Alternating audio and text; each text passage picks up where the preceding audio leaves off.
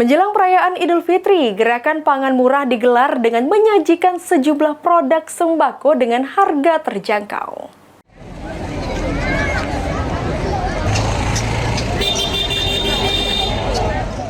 Pemerintah Kabupaten Muara Enim menggelar gerakan pangan murah dengan menyediakan berbagai kebutuhan pokok harga lebih murah dari harga pasar.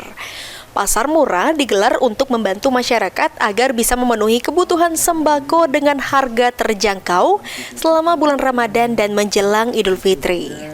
Bupati Muara Enim Edison mengatakan, gerakan pangan murah ini salah satu program membara yang menjadi janji kampanyenya saat pilkada lalu. Dengan adanya pasar murah yang menjual sembako di bawah harga pasar dan bisa meringankan pengeluaran masyarakat untuk menghadapi Hari Raya Idul Fitri.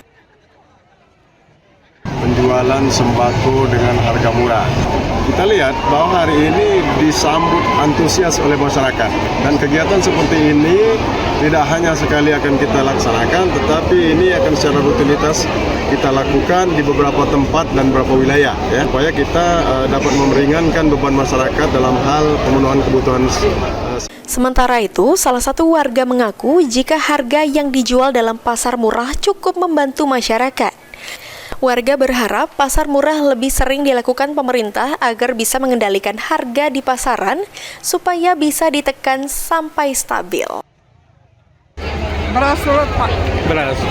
Karena yang lain masih jauh.